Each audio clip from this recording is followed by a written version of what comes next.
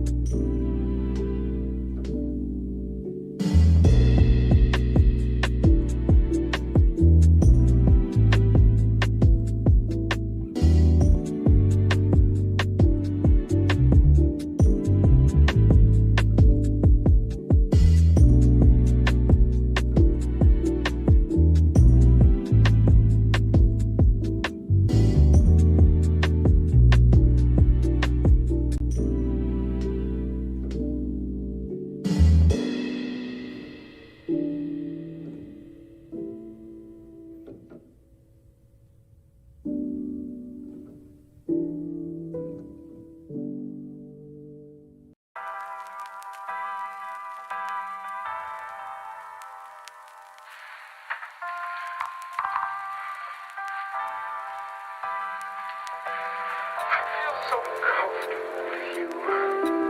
I feel like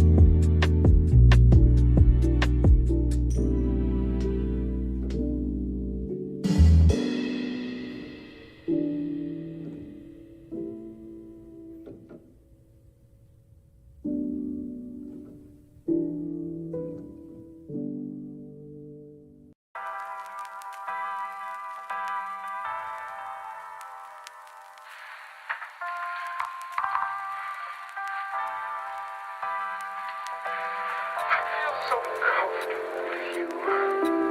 I feel like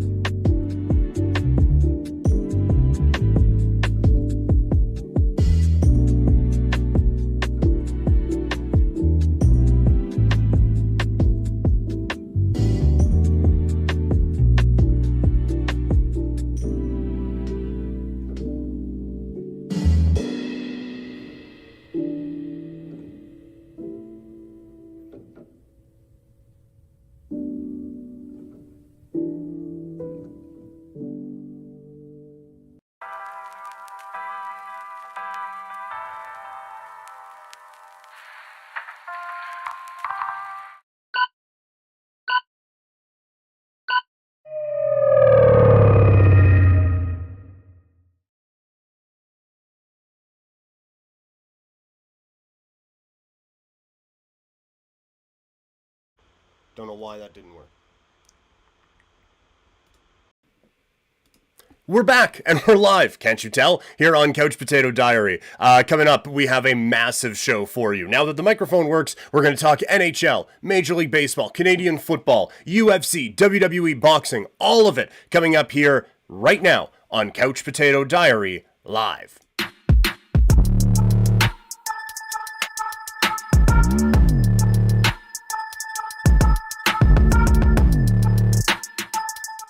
Welcome, everyone, to Couch Potato Diary. We are live here today on YouTube, youtube.com/@CouchPotatoDiary, twitch.tv/PrimetimePK, and kick.com/PrimetimePK. Thank you guys so much for hanging out with us here today. As always, we're presented by Sea of Dead.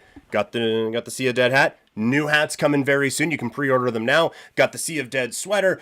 We got Worst shirt coming out in a little bit, as well as some YYC Greek pizza love, but some great shirts already available over at seaofdead403.ca. And the stuff I just mentioned, you can pre-order. This one's going to be a long one today, so you're going to need your Swift Energy. Head over to swiftenergy.gg. Use the code PKPrimetime for that 25% off. So it's been a minute since we've done the live stream thing.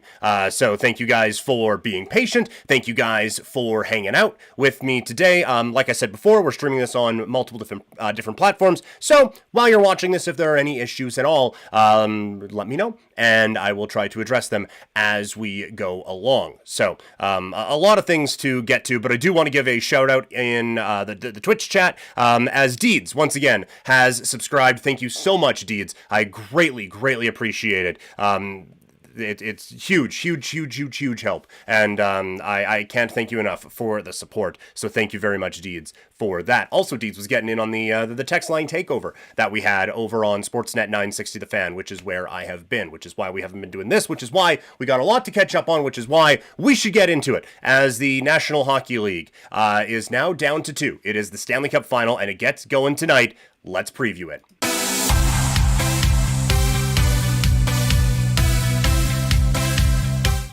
The Stanley Cup Final is here, and it's a matchup so nice we are getting it twice, with the Edmonton Oilers taking on the Florida Panthers in Game 8 going down tonight. And seeing online a few people who have a little bit of I don't know what the right word is. I guess some fatigue with this matchup because we saw it a year ago, and because, quite frankly, the way that the conference finals were going, we've been getting ready for this one for a little bit, right? It's no surprise that this matchup was here.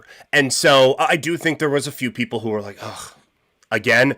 But for me, it is all right.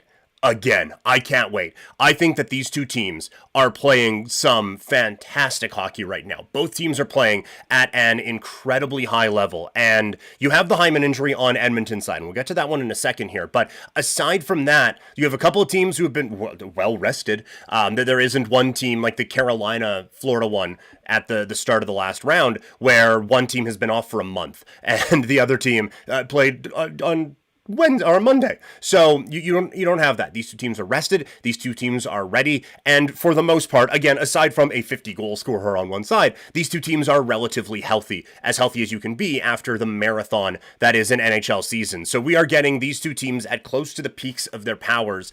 And so I think that there is a lot to be excited about in this matchup. On the Panthers side, I am so impressed by this team that goes out. They get to the Stanley Cup a year or 2 years ago, I guess now.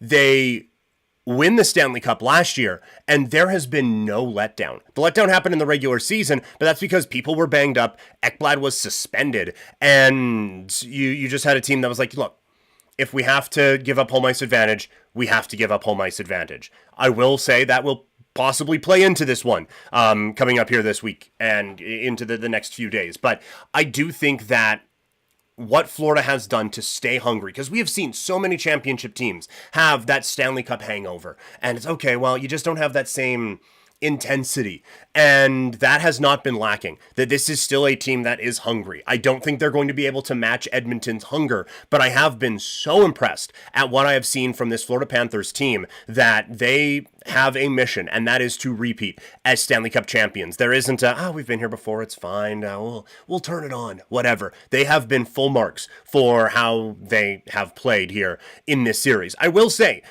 because I am expecting this to be a long series, that home ice advantage thing isn't nothing. There is, I think, a real edge here for Edmonton, who will have Game 7 on their home ice. For them to have now that edge compared to what it was a season ago, I think that certainly could help them. And that is a bit of an X factor in this series that I hadn't necessarily thought about until we started talking about it here today. But I do think that is something that could play into it a little bit. Although, again, this Panthers team has seen it all, done it all, experienced it all. So that's not necessarily going to be a massive hindrance, I think, for them. On the Edmonton side, I said coming into the playoffs that they were a team that I thought wasn't quite as good as the team that competed for a Stanley Cup a year ago. That being said, I think they're playing better now than they were going into the Stanley Cup a year ago. And I think specifically it's on the defensive side, which is crazy because Ekholm's been out the whole time. And they are still playing fantastic defensive hockey. And that is where I think there is a little bit of a step up. Like, I think there is a little bit more defensive responsibility going on with this hockey team, and that is allowing them to have some of the dominance that they have experienced. And the part that has got me is that I have been trying to figure out how to properly phrase this. They're playing quick. You know, like they are defending quickly, and that is, I think, a very difficult thing to manage when you have a team that has as much speed as Edmonton has, and they are just swarming you in the defensive zone. Like I don't view Dallas as a slow hockey team. They made Dallas look slow, and they just overwhelmed them with that defensive pressure. And so you are having to make these decisions in rapid time, and it can be a little bit overwhelming. The one thing I will say is, again, this is where the experience of the Panthers comes in. This team does not get overwhelmed. They stay very whelmed in their approach to these games. And so I don't think you're going to be able to speed up the process of Florida. I think if anything, this Florida team will be able to see all of that speed and try to catch you out of position one way or the other. But the speed that they play with can be overwhelming. And then you saw in Game 5 against Dallas where you have the Ekholm shot block and McDavid is gone. Like, it is one mistake in your end and it is going back the other way with incredible amounts of speed. So that is where Edmonton can have a real edge in this series, is they are the faster team. And I have said that Florida impresses me because they can play anyone's style, and odds are they can play it better than you can. This is the one where I don't think that's true. I don't think they can run and gun as well as Edmonton can. Now, if it is a Wild West shootout high scoring game, they can keep up for sure. But if it's a track meet, if it is end to end to end to end to end, that is Edmonton's game. And Florida can play it, just not as well as the Oilers can. So Edmonton really needs to, like I said, just speed this game up as it's moving along. I do think that no Zach Hyman is a problem for Edmonton. I think that is, like we were saying, it was a concern going into the games against Dallas when they didn't have him. But the real problem was going to be against Florida, and this is it. Like, Sergei Bobrovsky, when he is on, and generally in the playoffs he's on, but when he is going, it is difficult to beat him from distance, basically, for lack of a better term. So you're going to have to get those grinded out, banging away at the rebounds goals, and that is where Hyman has made a very good living for himself. That is where I think you're really going to miss. Not that the rest of these guys just can't go into those areas. We know, like, Draisaitl's a large human. Kapanen has scored goals in those spots. McDavid can score goals. Like, they have guys who can, but the best one on their team, and the one that is kind of the trigger guy for a lot of things that they can do, is Zach Hyman, and not having him in the lineup is, I think, a real disadvantage for Edmonton. And he was the guy who I think did those things really well. And Corey Perry can get there, but I think Florida is going to be better equipped to stop that than Dallas was in the last series. So again, this is a series where you can go kind of point, counterpoint, point, counterpoint, point, counterpoint. And I am so excited for it. It starts tonight. I can't wait. Everyone loves these. Who are the X factors going into this? Look, this is one of the things that I get a little bit frustrated about sometimes because it's an old radio thing and it's still kind of just stuck in my brain a little bit. This series is going to be won based on who the best, which team's best players step up, right? Like it is going to basically come down to, we saw it in the last one for Edmonton, where McDavid, Draisaitl, and the Edmonton top lines outplayed Rantanen, Johnston, Robertson, and all of those guys on the Dallas side.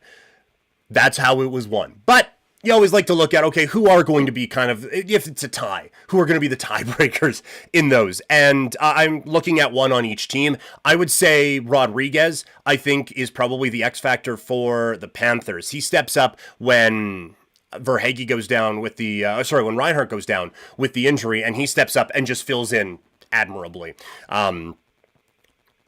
Again, the star players are going to be the top.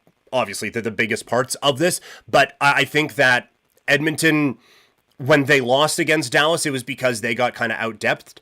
I don't think that is necessarily a problem here, but if Florida can out-depth Edmonton, then that is a real strong suit, because then that kind of allows you to go, all right, we're going to go Barkov against McDavid. Will we win that? Maybe, maybe not. But we're going to do that, and we're going to assume that our next three are going to beat you, right? And then you can even go like Tkachuk against Draisaitl. Okay, like that's going to be a really good matchup. And then bottom two lines, that's where maybe Florida can have the advantage, and that's where you're looking for a Rodriguez to maybe step up. Corey Perry is the X factor on Edmonton, and he, I would presume, continues to move up in the lineup with no Zach Hyman, so he is going to try to play that role and score those very difficult goals. And so that's why I think he really is the X factor of the series, where if he can just kind of be 75% of Zach Hyman, then that's a huge plus for Edmonton and gives them a very real opportunity to win this series. Obviously, the goaltending is going to be a big question. I am not as confident in Skinner going into this series as I was last year, and I wasn't last year.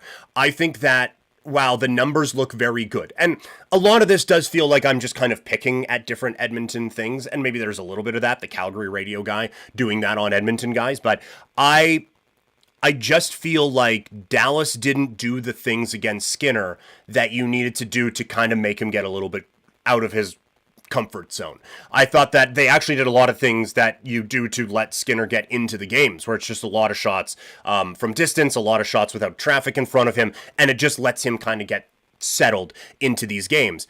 I think that Florida doesn't do that. Florida doesn't let anyone get settled. And while Skinner has experience in this, in a 7-game series against them a season ago, I do think that he is just a little bit more wobbly in this than last year. I think you look at, the Robertson goal where he's coming down and scores 5-hole. I think that was the one. Like that, it's moments like that where it's like this guy, like I made the joke on 960 out here in Calgary.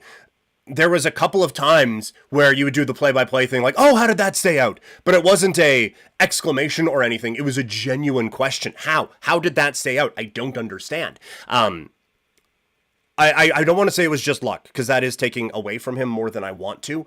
But there is an aspect of he felt like he got beat a bit. And either a puck bounced away, or there was a guy there, or there just wasn't a whole lot of traffic, and they were able to clear.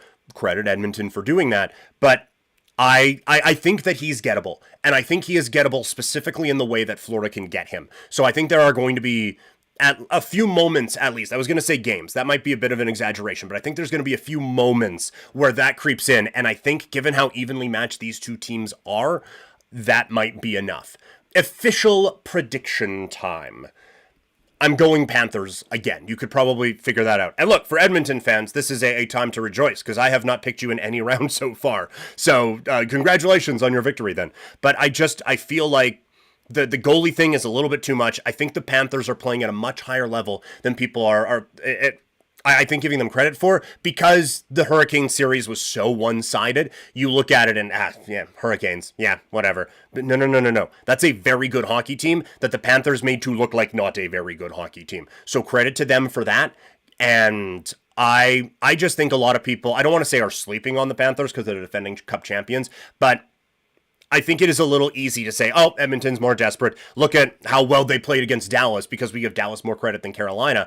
They're obviously, this is obviously their time. And I don't think anyone's playing this sport as well as the Panthers are right now. Obviously, Edmonton is a close second. That's why they're still playing. But I view this as a real opportunity for the Panthers. So look, it's not, I'm not saying Panthers in 5. I have Panthers in 7, which does mean they have to go into Edmonton and win a game 7. But I have it as Panthers in 7, and I think if they are going to do it, Barkov is going to be the Conn Smythe because of how effective he is on both sides of the ice, and I think that story will kind of grow as the series goes on. So the official prediction is in, and it is Florida Panthers in 7. Obviously, a lot of hockey talk still to come as we run through the Stanley Cup playoffs. And for those of you who are watching on YouTube, because we bounce around on the show a lot, but if you just want the hockey, if you just want the basketball, if you just want the fighting stuff that's coming up later on in the show, then we got all the playlists up on Couch Potato Diary on YouTube.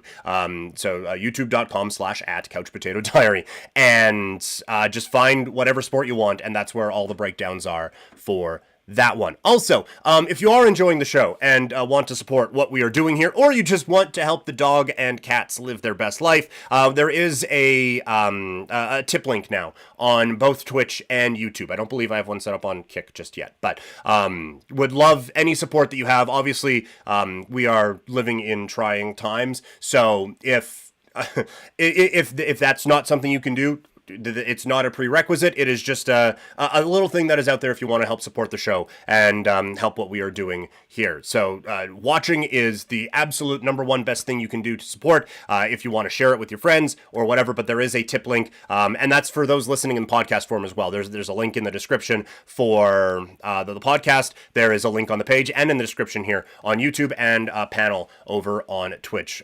So again, just if you could help out, I would take any help that we can get. Like I said, more hockey talk to come, including this exact moment in time, as we have a lot more to get to. Big John is here in the chat, breaking down the Stanley Cup final as well. He said, for me, it's can Edmonton's goalkeeping not blow it? That is fair. That it really does kind of feel like that is what it comes down to, where you look at stacking them up. Obviously, like we just talked about it, forward group v forward group, it's pretty close. Edmonton has an advantage because they have Connor McDavid. On the defensive side, like I said, Edmonton is playing maybe the best defensive hockey that they have played in a really long time. But I do think that the defensemen on Florida are a little bit better, so slight edge there. Bobrovsky is a better goalie than Skinner. There's no question Bobrovsky is a better goalie than Skinner. It is just, can Skinner keep it close enough to let their edge at forward and how close it is on defense keep them in these games and whatever. So I don't think he's going to have to steal any games. I mean, he might, it would help, but he can't lose them any games. He can't be the reason why they lose in any of these games, or else they are incredibly screwed. So yes, I would completely agree there, Big John. Let's move away from the Stanley Cup Final, as there are 2 teams who are playing in it, but 30 who aren't, and for them the offseason is underway. So today, we are going to start our previews of the NHL offseason, looking at the teams that didn't make the playoffs this year, and we'll run through teams that have been eliminated a little bit later on, probably definitely next week. So let's get into it, first starting with the Eastern Conference.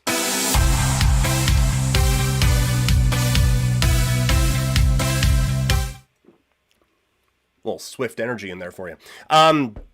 So, bunch of teams didn't make the Stanley Cup Final. That's how the sport works. They would like to. That's also how the sport works. Can they?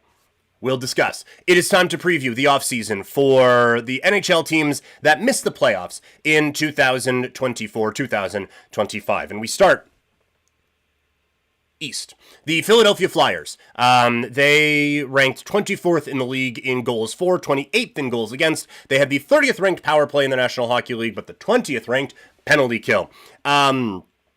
They are an interesting team to me.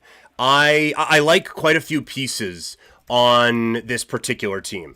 And I remember a bit ago, we were talking on 960 about them. I was like, man, they might need to tear this thing down a little bit. And then you look at their Puckpedia page, and it's like, well, no, actually got quite a few really young pieces on this team. You know Konechny, you know Couturier, and at the time Lawton, and all of those guys. You know that those guys are there. So you think of, oh yeah, some holdovers from some of the battles with Crosby and all of them. That's not the case. This is a young hockey team and a team on the rise. And there's actually a lot of young pieces on this group that I like. They go out and get Rick Tocchet as their head coach. This is an incomplete roster for sure, right? And they understood that when they made the move to bring in Kuzmenko and Pelche, moving on from Frost and Farabee. I think they kind of understood, like, this is a work in progress. This one isn't working, so let's see if we can fit a couple pieces in here. There are some obvious needs on this team. Goaltending is a real need for them, which is a copy and paste statement for a very long time, until it kind of felt like they had it figured out, and then he didn't, and now he is definitely not coming back. So they need that. I don't think there's a top line center on this team, which again is going to be a copy and paste statement for all of these previews. It really feels like. I am interested to see what this offseason is like for the Flyers. I think that there is a very good chance that they are aggressive as heck. They have 3 first-round picks. They have 4 second-round picks this year. How many of those are they going to use? They can kind of control a lot of different things in the NHL draft here because they have 7 picks in the first 2 rounds. If they want to get aggressive and move up, they have some veteran pieces that could help if Utah wants to make a move. Hearing that Chicago wants to make a move. I'm not reporting that. That's out there. You're hearing that some of those teams want to make moves. Philly can throw just a whack load of picks, and is a Couturier, is a Konechny, is one of those guys something that those teams would want in that type of a move. So they can get very aggressive here and make those moves, or just load up the prospect cupboard. I would be very, very surprised if Philly has 7 picks actually by the time this is all said and done. So I am interested to see where this offseason goes. They are genuinely one of the more intriguing teams because they're not a team that I feel like is knocking on the door or anything like that, but they have the assets and they have a coach that's shown that he can get a lot out of guys, at least in the first couple of years in his time with an organization. So I think that this is an interesting team as they go forward. It's just what lane do they really want to get into? Not a spot we talk about this team often, as the Boston Bruins are next up. They finished 28th in goals for, 26th in goals against. They had the 29th ranked power play and 23rd on the penalty kill. They did do a mini rebuild-ish type of a thing with moving on from Brad Marchand, Trent Frederick, and a couple of those guys. You still have Pastrnak. You still have Lindholm. You still have Zadorov. Now, one of those players is very good. The other 2 are on contracts that would make you think they are, but eh. So they are in a bit of a tough spot because I don't think rebuild and Boston Bruins necessarily go hand in hand. That feels like an organization that doesn't love to do that sort of a thing, but they probably should. And that is where the Lindholm and Zadorov contracts from a season ago, it's one of the reasons why we talked about kind of hating them so much, is the term on those kind of keep you from doing what you probably need to do, and that is a bit of a teardown. And so now, what direction do you do? That kind of feels like the way that they need to figure out, are we just going to go teardown mode and see if we can get something for Lindholm, see if we can get something for Zadorov, or what do we do there? Or, and do we move Pastrnak? Or we have this high-level goal scorer. We have Swayman locked up for a while between the pipes, and we have at least a couple defensemen you like. So let's see if we can kind of just retool this thing. That is, I would be surprised if that's not the direction that they go. And so because of that, they now need some help for Pastrnak. They need someone to play with him, and it is so very clear this team needs a number 1 center. Like, Bergeron leaves, they were able to piece it together a little bit, but now it's trouble. Now it is a team that really has a desperate need at that position. So again, in need of a number 1 center and in need of a little bit more help with Pastrnak. Like I said before, these streams are long. Head over to swiftenergy.gg. Use the code PKPrimetime for the 25% off. They got updated stuff from this. This is the shaker bottle that I got when we first signed up with them. Sorry. The stuff is still good, but they're a little more sleek than this. I still really like this one. So shows you that the stuff works, as it's not just breaking down or anything like that. Anyway, back to the preview. Buffalo Sabres come up next. This is a team that, looking at their stats, I was quite surprised. They finished 10th in goals for this year and 29th in goals against. So, initially, goalie would help. And they have felt like they have had it for a bit with Levi being close and then a couple other guys who maybe, but this team didn't have any goalie this year have a save percentage over 900. That is the spot that they need to get figured out and might even honestly be one of the final pieces in kind of getting them over the hump. Again, like I said, it's a copy and paste thing. They need a number one center. They moved Tage Thompson to the wing, which is, I think, really where he can thrive from an offensive standpoint and take some of the defensive load off of him, but they don't have anyone to fill that spot. So they need that number one center now to try to finish this one off. This team is really, feels like they've been really close for a little bit, but now is the time that they have to get over the hump this year. I don't know what you do. Like, I'm saying they need to get over the hump. I don't know what is actionable coming out of that if they don't. If it just, okay, well, I guess we didn't. What blowing? Did you trade Tage? Probably not. But like, you have this high level goal scorer. You have had Eichel before, and you've had no success. You have a passionate fan base, but how much can you just beat these guys into the ground? This is the time for this team to get aggressive, I think. They have a few decisions to make. Jack Quinn, JJ Peterka, Bowen Byram, Bernard Docker, and Devin Levi, all restricted free agents. A lot of talk that Peterka and Byram just won't be back. Byram, that makes sense. I like him a lot. And talking like Calgary radio, like they seem like a good destination for Erasmus Anderson because they have like the high level offensive defenseman, right? That's how you finish 10th in goals because you have power, because you have Rasmus Dahlin, but they need that shutdown guy on the right. So I think they should be aggressive in trying to go get Erasmus Anderson from the Calgary Flames. And in free agency, there are a couple right shot defensemen. I would be surprised if Ekblad's actually available, but there are going to be some right shot defensemen who find their way through. They are going to need to try to lock that up. It is time for this team to make that move to the next level. Up next, one of the more interesting and frustrating teams. The Pittsburgh Penguins finished 18th in goals for, 30th in goals against. One thing that helped the goals category was the power play, where they finished 6th in the league, which again, given the talent they have, they should. That makes sense. They're in a strange spot because you have a legend who is playing at an elite level in Sidney Crosby, but you've missed the playoffs in 3 years in a row, and you don't have a number one prospect coming up. If they could get out of the Carlson or Letang deals, that would be amazing. Those guys just are not living up to their contracts anymore, and quite frankly, it's not particularly close at this point. If you are going the tear-down route, Raquel and Rust, I think, are assets that can bring you back a lot. But then you are getting into the Crosby conversation, right? And I don't see a path where this team is good in his career again. To be perfectly frank with you, I don't. I don't think there is a way that this team can rapidly build around Sid and get them back to a level that is befitting of his talents. And so it is up to him. If he wants to toil around in this mediocrity for as long as he is playing, he has earned that right, and fine. But he is still playing at a very high level. And so if he wants to compete for one more championship, you owe it to him to get him the heck out of town, because this team isn't competing for a championship. They need to figure out goalie, and basically almost every other spot on the roster aside from Sid, Raquel, and Rust. Like, it's a bad hockey team. It's a really, really bad hockey team.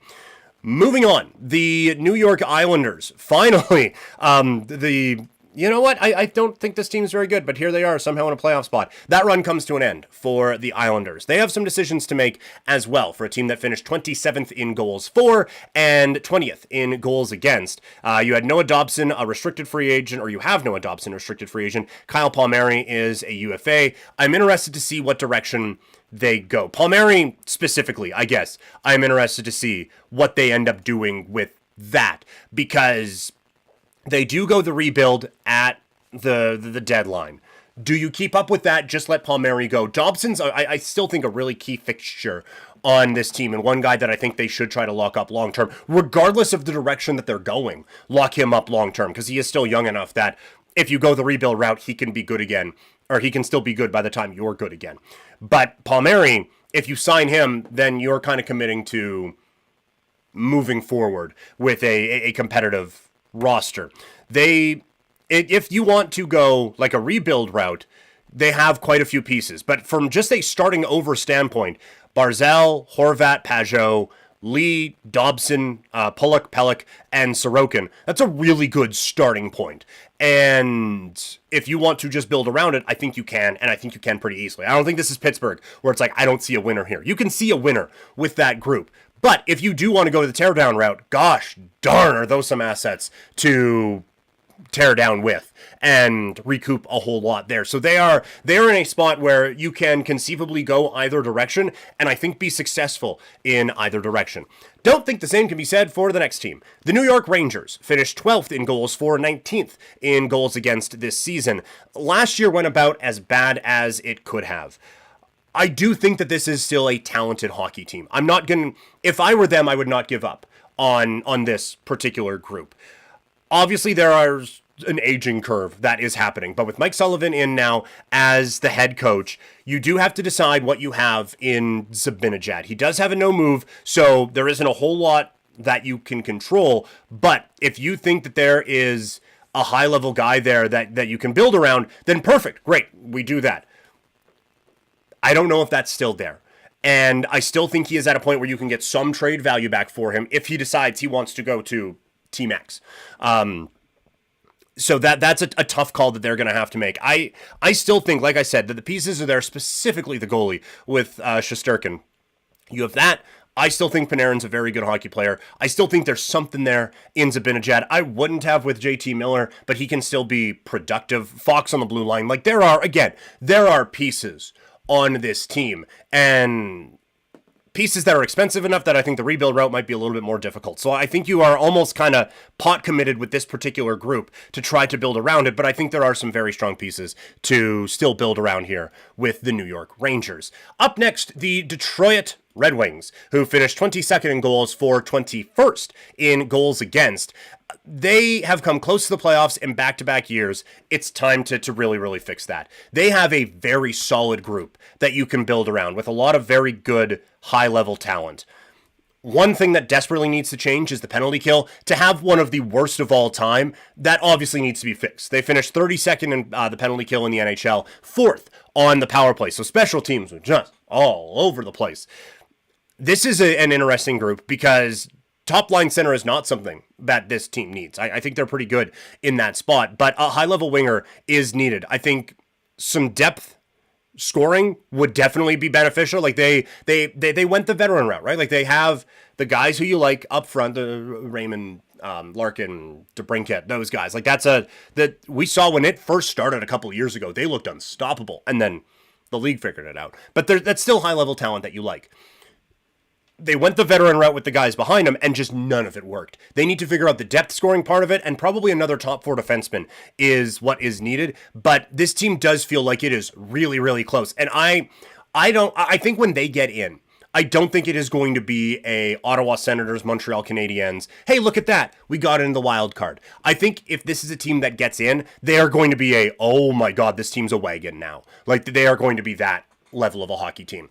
Our last Eastern Conference preview for today, the Columbus Blue Jackets, one of the truly inspiring stories this season, given the tragedy that they went through with Johnny Gaudreau, and they had a phenomenal run where they were still in the playoff hunt right down to the final week. They were 7th in goals for, 25th in goals against. Again, based on everything they had going on this year, just a fantastic year for them. They are, I think, really interesting because you have some solid talent on this team. You have some exciting young talent coming up, and you have a whackload of salary cap space to spend on it. So I'm interested to see if they go the more mature, methodical, patient route, or if it's like, no, we got money to burn. Let's go. We got Werenski, we got Monahan, who had a great year. We have some young players, like we said, coming up that you can be excited about. There's a lot. And look, like before the Johnny tragedy happened, they were looking to make a push, right? Like they brought in Monahan to try to make this team better so that they could be a playoff contender with Monahan and Gaudreau and the young players there. That obviously very tragically didn't happen, but you still have a lot of the pieces in place. And Johnny Gaudreau is for a number of different reasons, a very difficult player on ice and in a locker room to replace. But they now have a lot of salary cap space that they can do a lot of very exciting work with. noting that the way they got that is heartbreaking and tragic. But from a hockey standpoint, they are in a position now where I think they can really move forward very aggressively. So that is the Eastern Conference breakdown. What about the teams out west who didn't make the playoffs this year? We're going to take a look at who has a chance to make that push into the postseason coming up 1 year from now. Let's break down the Western Conference, playoff teams.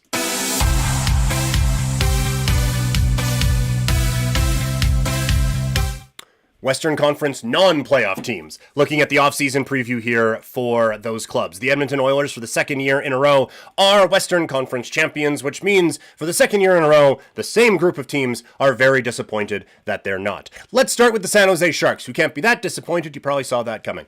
They were 32nd in goals for and 32nd in goals against. So we have room for improvement, is what I'm telling you. They are not in a spot where they are going to make a push. This is still a team that is building here.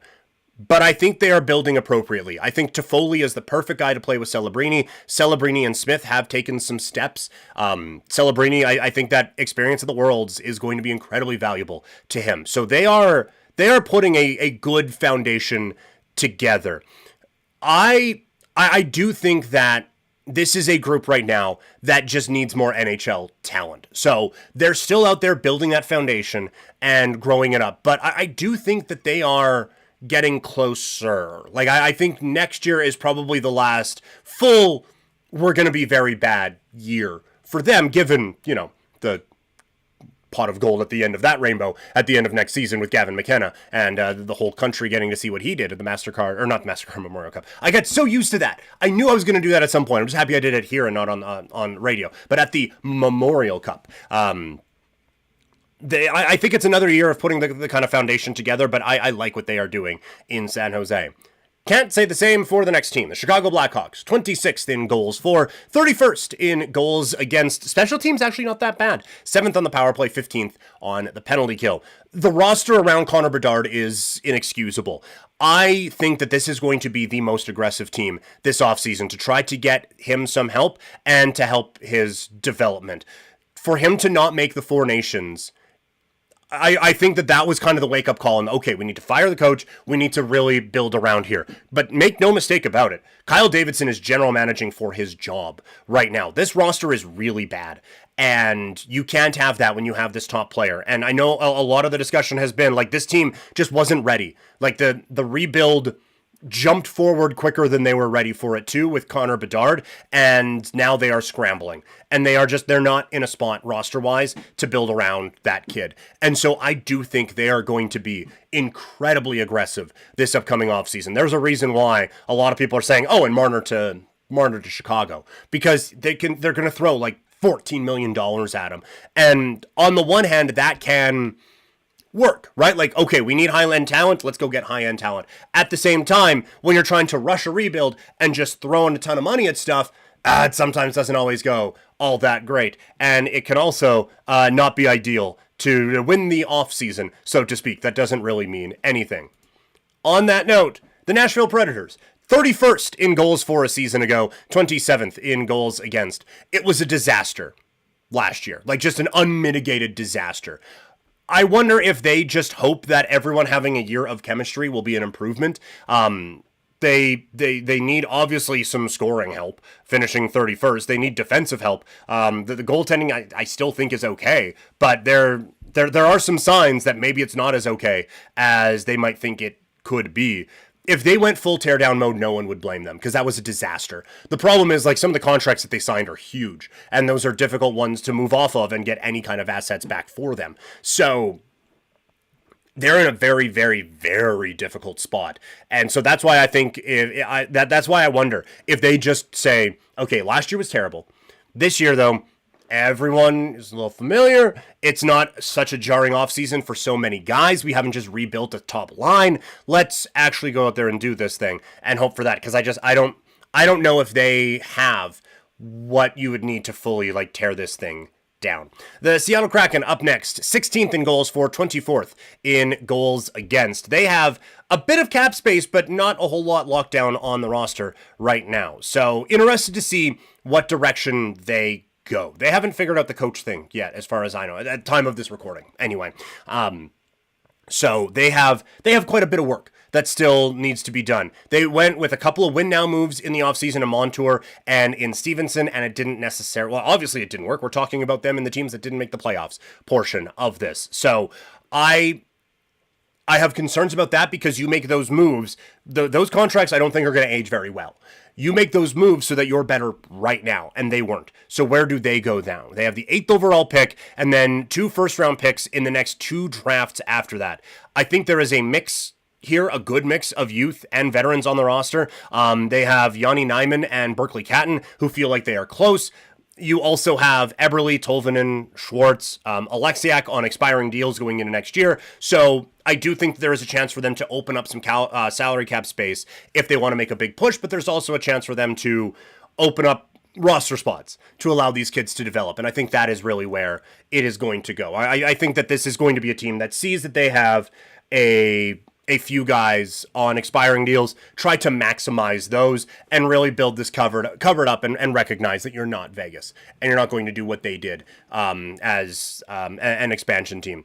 Regardless, the goaltending needs to get figured out. Grubauer is making 5.9 the next 2 years, coming off of a season where he had his worst career goals against average and save percentage. So they need that to improve vastly and need to at least get that figured out. But I think the more likely route is this team starts to tear it down and try to build this as a more conventional expansion team would do.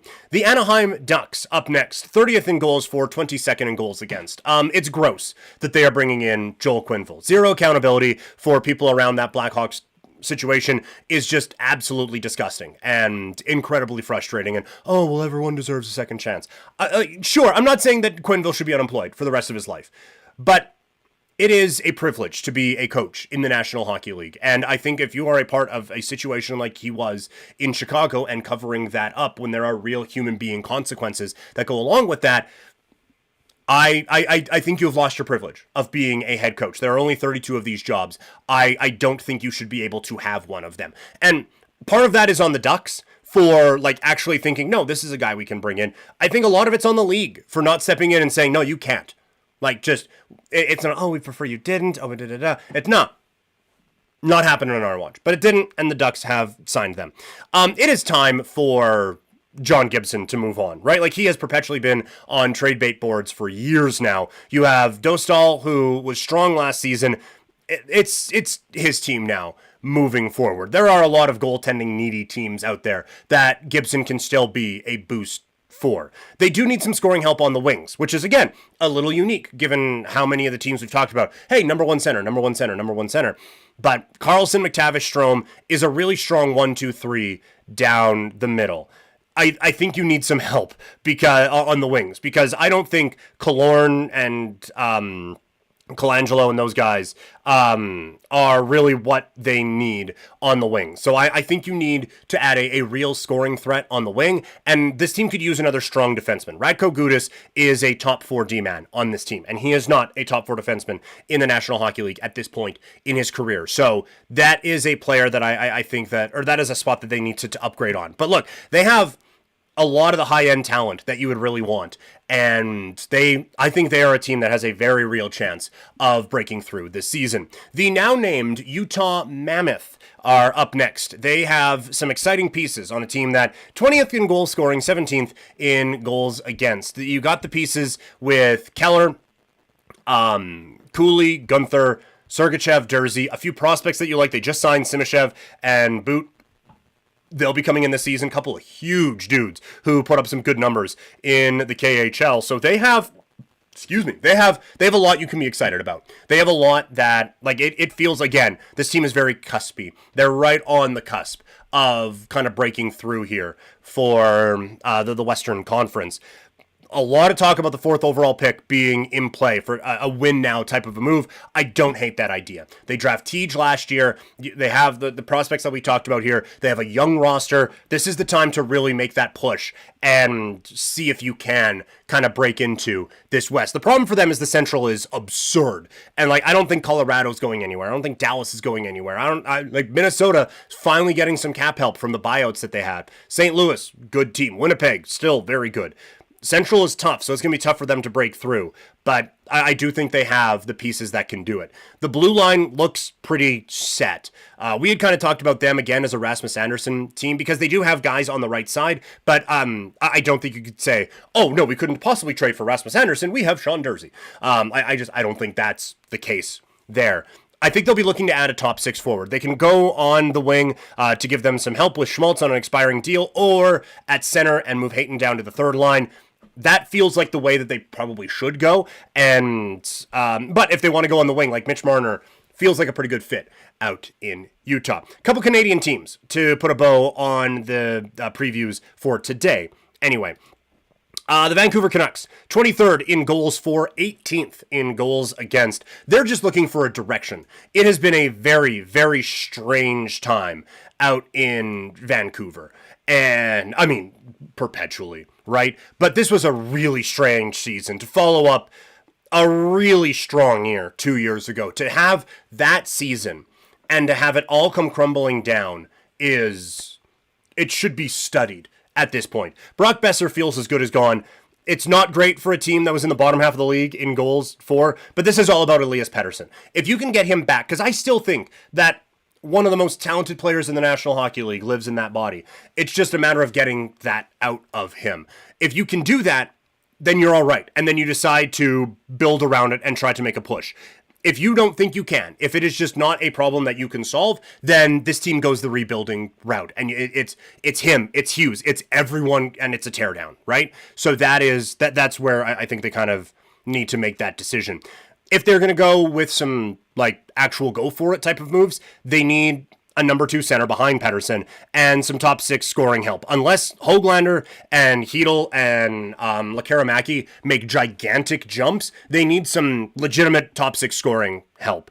They figure out the coach in Adam Foote. The other part of it too is the goaltending. Like Thatcher Demko, it doesn't feel like that's going to get better, right? So what do you have between the pipes with this team, I think is a very interesting discussion that could be had. We now move to the Calgary Flames. Obviously, based in Calgary. I'm on Calgary radio from time to time, so this one's going to have a little bit more focus. And for the Flames fans who are out there watching, we're going to have a little bit more in-depth Flames off-season stuff as we roll along. But this team finished 29th in goals, 15th in goals against, coming off of a season that was so much better than what people expected. One of my locks going into, or the picks to click going into the season, was Flames under 82 points, and they almost had 100.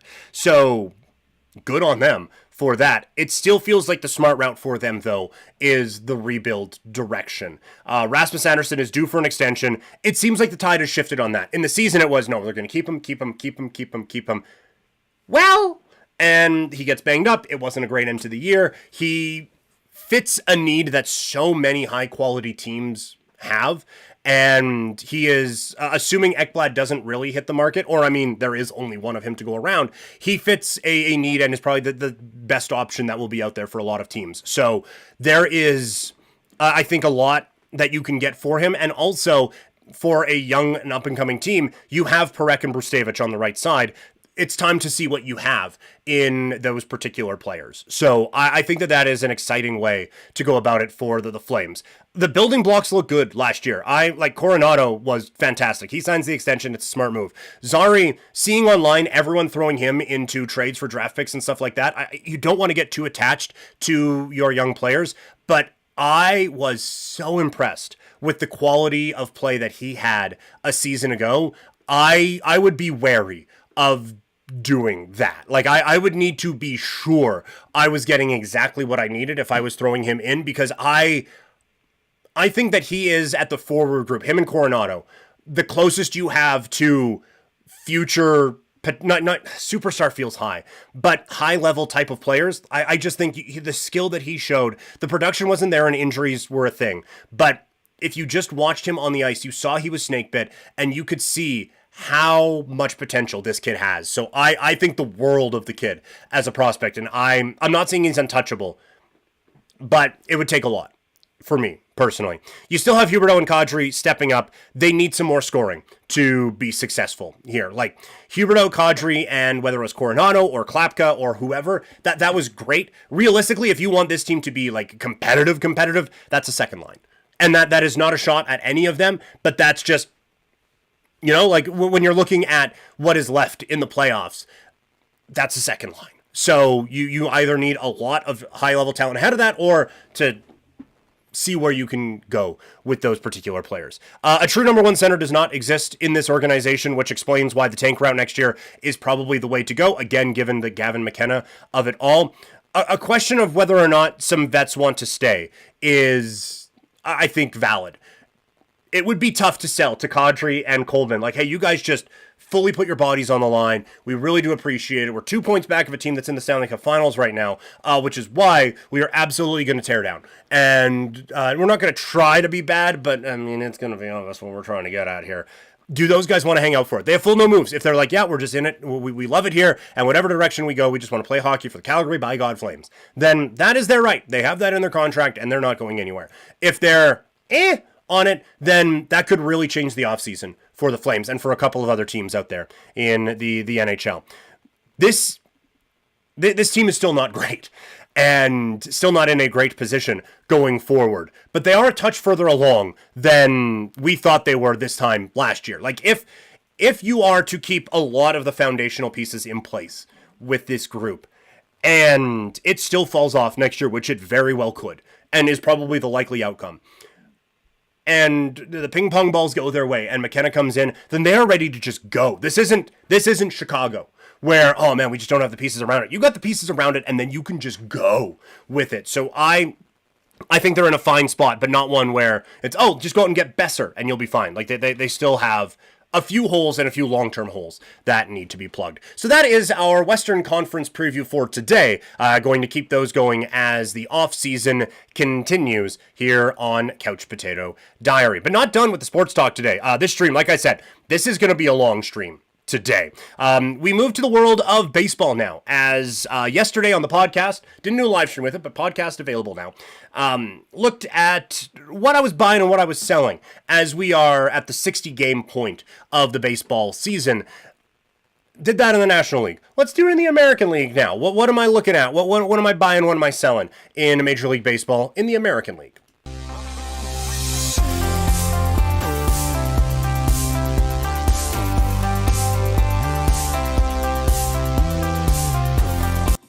Baseball season is a long one, but we're around 100 games left in the season, so I thought a pretty good time to look at what I'm buying, what I'm selling from Major League Baseball. Yesterday on the podcast, looked at the National League. Today, we are going to look at the American League. Let's start with what I am buying, and that is the New York Yankees' good start. With Garrett Cole out, the staff looked a little bit shaky.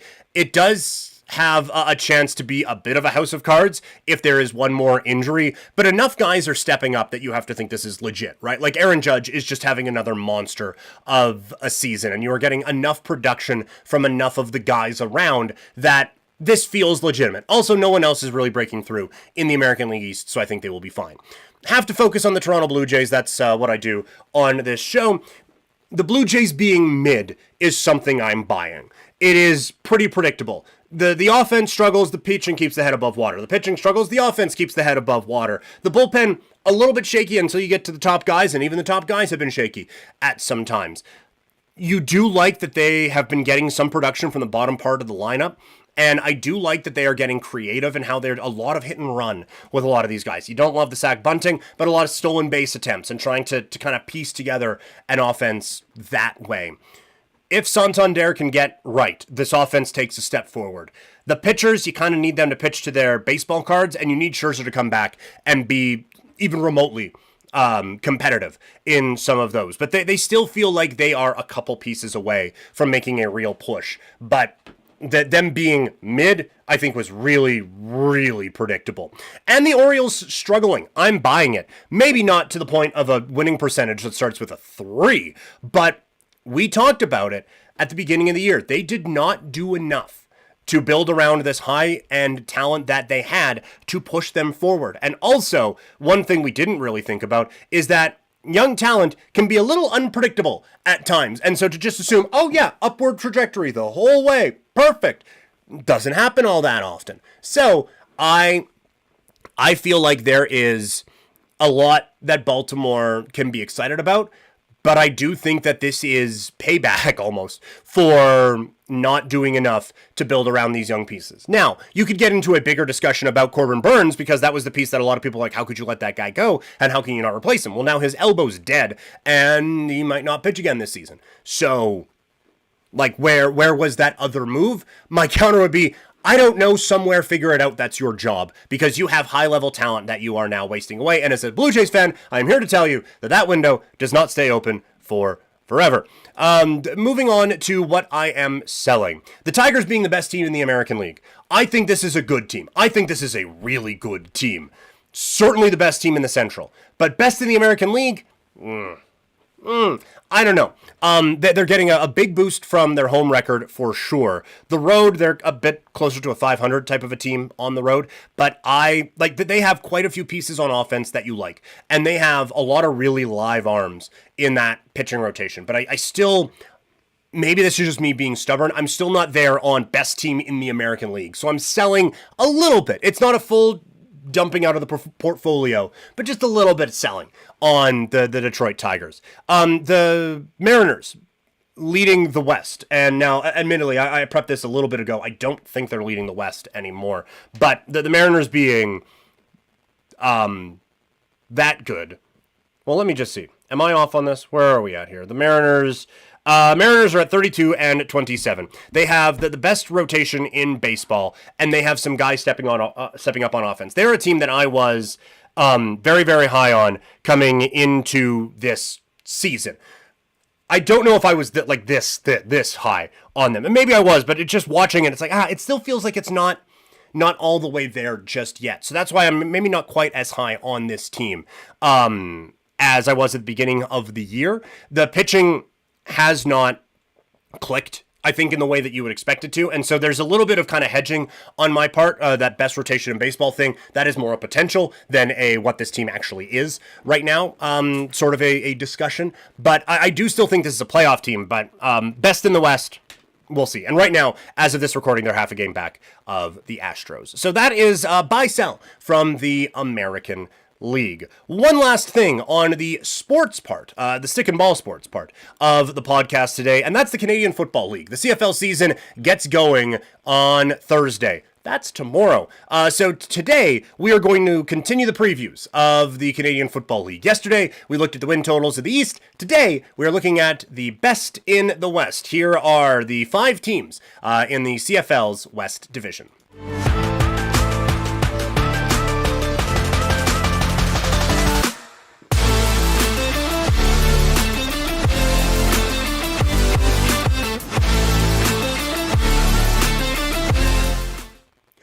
For podcast people, that's probably too long of an intro, but I love that one.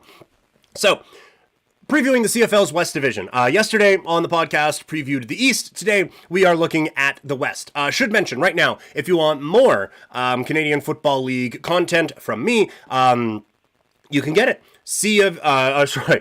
Three Down Nation. I'm back this year doing the best bets for 3 Down for the upcoming year. So, this week had three picks for the week, and also had 3 at least futures plays for you in that one. So I'm just going to share this now in all of the chats, and we will go from there. So yes, each week going to be providing the best bets for the Canadian Football League over at 3 Down. That is what we will be doing. So, now that I have tried to stall and continue on in this way, here we go. Let's start with the BC Lions. Their total is at 9.5. They are a very challenging team because you look at them on paper, well, Nathan Rourke's the quarterback. Okay, well, they should be good. Except last year was a disaster. I don't think that will be the case this year. I think that having him have a regular offseason and a regular training camp instead of just being flown in and now you're starting right away, I don't think they did him any favors last year. And now this year, now that he is settled and figured out and ready to go, I think he'll be fine. So I think that this offense is really going to thrive. And there's obviously talent on this team. The West is really, really competitive. They have a deep team on the defensive side as well. I like this team quite a bit. The slightest hesitation around the quarterback, but I think he'll be fine. He was my pick for most outstanding Canadian this year, and if he's playing at an MOP level, then the Lions are the favorites to win the Grey Cup. But right now, 9.5, like, to go under, I feel like Rourke would have to be really bad for this team to not be a 500 football team. So I'm going to say over for the BC Lions. Let me just make sure I type this in here so we have the full predictions. Another prop that I was looking at with this team is Justin McInnis at 1,200 yards.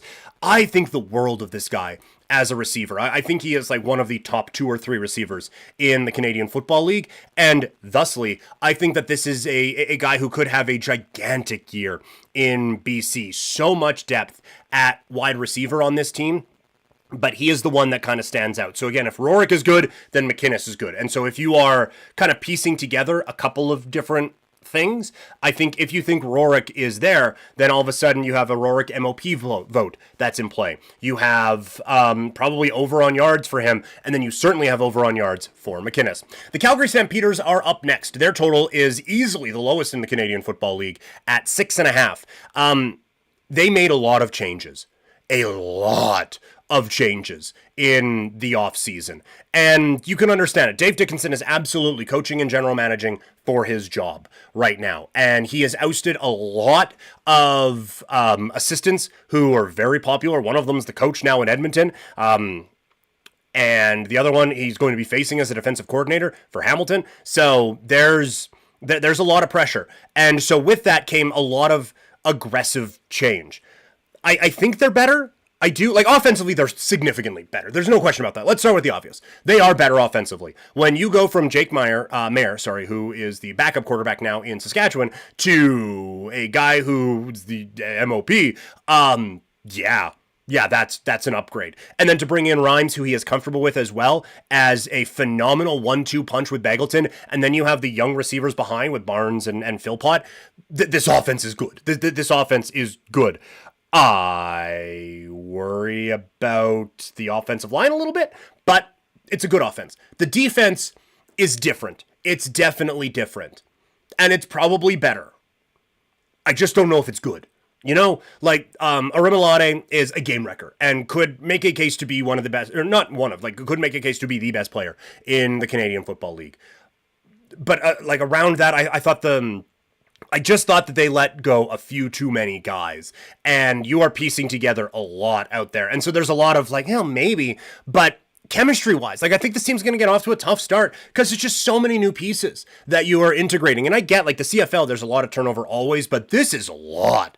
So I'm going under on the Stamps win total. Also, I think the rest of the West is insane. So I'm going under on Calgary's win total here this year at 6.5. I do think Adams has a big year, though.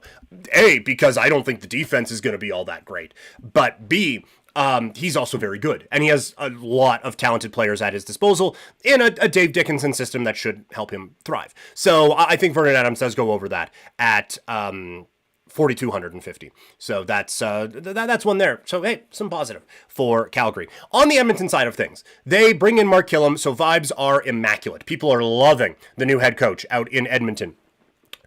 They move on from McLeod Bethel-Thompson. In comes Cody Fajardo, but it sounds like it is going to be Trey Ford's team. And he's going to be able to run this thing offensively. So I am interested to see what that looks like. I think that they have brought in a lot of very good pieces. Now, they were another team that were very busy in free agency, but I think, honestly, the difference is they were busy at the high end of free agency, and I don't think that's where Calgary was necessarily living. So I think that Edmonton brought in enough high-end talent that some of those chemistry issues are going to be offset a little bit. It's a heck of a matchup week 1 against BC. I think we're going to learn a lot about these two teams right from the get-go. I can't wait. It's going to be a bit of a challenge for them this season. Man, I feel like this team is better than not getting to 9 wins, because now we're saying 8 and 10. It's like, I feel like they're better than that. But again, this West is so good. I kind of have to go under on. No, you know what? I'm not. I'm going over. I'm going over. I'm going over. I'm going over.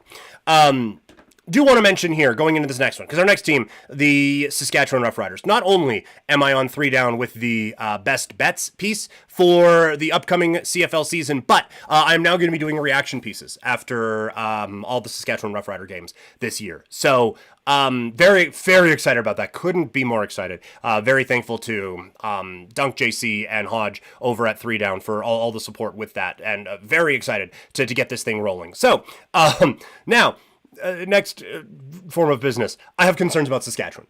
I think Trevor Harris, when he is healthy, he can play at a very, very high level. And just like all of those intangible things that until the guy is kind of on your team, you don't necessarily notice all that much, but just like the whole will to win, the leadership thing, all of those stupid things, and all of that, he excels in a lot of them. He is so smart with the football. He is so accurate with the football. And he has a really good receiving core to build around with that. So that's what you like. What you don't like is AJ Ouellette did not look good last season, and it didn't look like he had a blowaway preseason either. And now the interior of the offensive line is banged up with Sean McEwen out for the season with an ACL injury. So I have enough concerns on Saskatchewan to give me a bit of a because like if that McEwen injury doesn't happen, I genuinely kind of feel like I would end. Probably a homer, but I genuinely think I would have Saskatchewan as a Grey Cup favorite. But that injury, it just gives me enough of a, and I'm like, I will wait for the in-season market on that one. On the defensive side, they lose a couple of pieces, but I think the addition of Mike Rose is going to be just dynamite for this team. I think that he is perennial all-star. And like not just but Canadian Football League All-Star. And now you put him with Corey Mayce and give him, not that Munson was bad or anything like that, but just put him as just kind of the front and center on this defense, along with Micah Johnson as well. The linebacking core, like this defense took a bit of a hit in free agency with a couple of the moves, but I think they recovered really well. I think they had pretty good depth where they lost pieces anyway. So I think this is an exciting time for Saskatchewan. I think this defense is going to be very good again. It is all just a matter of can that offensive line hold up and can Trevor Harris stay healthy for the upcoming season. I have concerns about both. I do still think that there is enough there that Saskatchewan goes over this win total. Like I still think they're better than a 500 football team. So I'm going to go Saskatchewan over. The other one that I'm not on, and this is in the best bets piece, but AJ Ouellette at 950 yards rushing. I think that's an under. I think that's a really, really strong under, actually. And lastly, the Winnipeg Blue Bombers. They come in with a win total of 10, coming off of a series of heartbreaks in the Grey Cup. And so maybe there's some recency bias there with this, because the last time we saw them, they ended up losing to Nick Arbuckle. But I just worry that it is kind of falling off a little bit. Like it started horrendously for Winnipeg last year. And they then turned it on and were the best team in the league for a really, really long stretch. And that gets them into the Grey Cup. Oliveira is the straw that stirs the drink there. But I just think the offensive line is teetering on veteran or old. And the defense is really good, but I have concerns about the offense being able to kind of keep up in this division. Defensively, that there are a lot of pieces that I like. I do kind of feel if it is starting to wind down out in Winnipeg. And this isn't great analysis because I don't have because of X, Y, and Z, I think they're starting to wind down. It's just a feel I have that it is just everyone's getting a touch older and there hasn't been that kind of replenishing going on in this organization at all the spots that you would like it to have, I guess. So I think they're in a bit of a tough spot. I am actually going under on the win total for Winnipeg for the upcoming season. So again, check out my stuff on 3 Down Nation all season long. That is going to do it. We are stream time in general, 1:45. Took me a little bit before I started talking on the stream today. But we are an hour into the actual talking part of the podcast. And now we're at the halfway point for the stream. Anyway, for podcast listeners, this is going to do it for part 1 of the show. Make sure you hit that subscribe button and leave a review. Greatly appreciate you. As always, we're presented by Sea of Dead. For those who are sticking around here on the stream, it is time for part too. The sports world has a lot going on, but man, the combat sports world, it is never quiet in the world of combat sports. UFC, big pay-per-view coming up this weekend. WWE has a massive weekend coming up. AEW feels like they're hitting their stride, and admittedly, boxing kind of feels like they're in a bit of a lull at this particular point. So a lot to discuss on the podcast today. As always, presented by Sea of Dead. Check out seaofdead403.ca for that great Calgary swag. If you are listening, then you don't know that we are like almost 2 hours deep on this, which means y'all need that energy. Head over to swiftenergy.gg. Use the code PKPrimetime for that 25% off. All right. UFC 316. It goes down this weekend. A lot has happened in the UFC since we've been back here on the podcast. So excited to finally break down some of these. Let's do our Fight Night first look at UFC 316.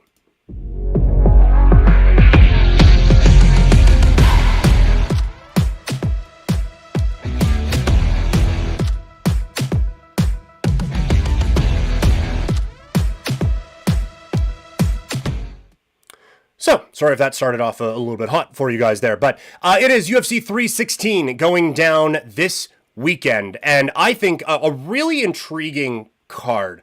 We're going to get into the Fight Night first look here. We're also going to do fighters to watch on the show here today. But we begin in the main event as Sugar Sean O'Malley goes after the Bantamweight Championship that he just lost to Merab Dvalishvili. While in the co-main event, it is Kayla Harrison taking on Juliana Pena in a really intriguing title fight there. We begin with the men's Bantamweight Championship as Sean O'Malley goes up against Merab Dvalishvili. This, as mentioned, a rematch from UFC Noche. Visually spectacular until you got into the fight, which was a bit of a dud between these two. The main question here is how much has Sean O'Malley grown in the last 10 months? He hasn't fought since this particular outing. So where is he at now in his mixed martial arts journey? You hear him talk on his podcast, and it is a lot about how I've changed this, I've changed this, I've changed this, I've changed this. He was talking about how he saw a dead owl and was like, you know what? It's just not my time. He's not smoking weed. There are various physical activities that he's not partaking in. Video games have stopped as well. Like there are a lot of different things that he is addressing, and maybe that's all it was.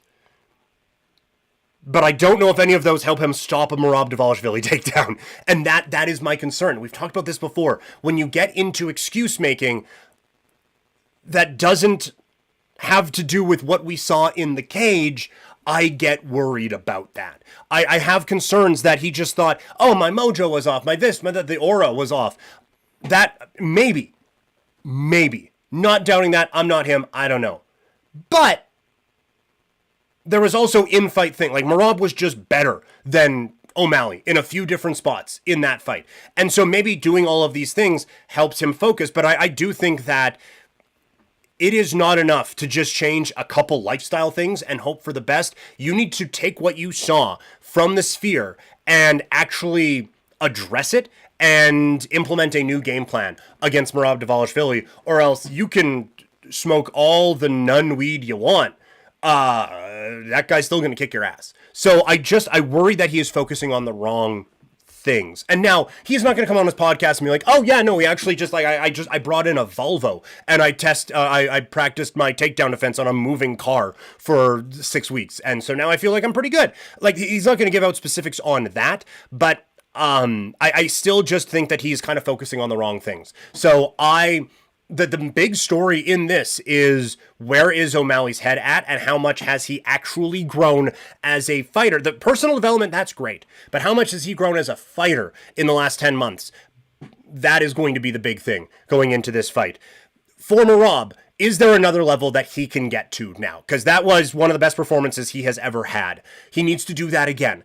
I'm making the jokes about O'Malley, like, focusing on the wrong things. The other part of this is Merab needs to be at 100% of Merab, or he is going to lose this fight. That is how good Sean O'Malley is. Merab can't have an off night and still win this one. And so not only are we looking at, okay, can he be this? Is there another level that this guy can get to? Where what is kind of the peak of the powers of Merab Dvalishvili? So very interested to see how this all plays out coming up on Saturday. And also, like, again, Merab, like, new champion. It wasn't the most visually appealing fight. And now how do you build on it on the biggest spotlight that he has had anyway since that particular bout? Also, co-main event, also for a championship, as Juliana Pena puts her title on the line against Kayla Harrison. A lot of people are viewing this as Kayla Harrison's coronation. She was the best fighter not in the UFC for a very, very long time. And the only reason that changed was because she went into the UFC. And now she's been the best fighter in the UFC. Now it's time to put a belt on it and see if she can do that. So a lot of people are viewing this as the coronation. The one thing that's a real concern, which seems topical given UFC, current events. This is a woman who has wrestled and competed at 170 pounds. This belt's for 135 pounds. That's a lot of ground to make up. Now, she has done it before, but never at this age, right? And this is one of the things we've talked about, whether it's with Aldo or just pick a guy. In boxing, as fighters get older, they move up in weight classes because that's how the human body works. But for some reason in the UFC, okay, I'm getting older. Oh, you know what? Let's move down a weight class. Let's just put a body that is genetically now wired to not shed pounds quite as easily. Let's make it cut 10 more. What are we doing? And so for Harrison, again, she has made this weight cut before and competed at a high level. But now this is the highest level that she is going to be competing at. And I have my thoughts on Juliana Pena, but from a fighting standpoint, Kayla Harrison is absolutely facing the toughest fight of her career.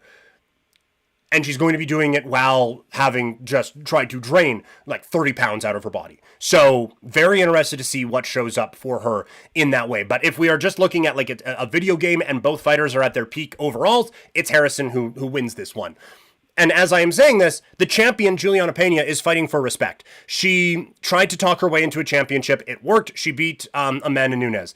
I think the kind of heel shtick that she has had since then has been abysmal and just so disingenuous and just so that it kind of takes away from you remembering that this is a very talented fighter. And so she hasn't done herself any favors in kind of the building of her legacy with how she has kind of handled everything. But this is a fight for respect. If Juliana Pena can go out and legitimately whoop that ass of Kayla Harrison, one of the best fighters in the history of women's mixed martial arts from a talent perspective, then that does a lot for the old career resume, and that does a lot for earning the respect that Pena, probably fighting-wise, has deserved for a while, and certainly in her mind, feels like she has deserved for a really, really long time. So, lots of intrigue going into UFC 316. But it's not just the fighters at the top of the card that we should be paying attention to. Let's look at some of the other fighters to watch at UFC 316.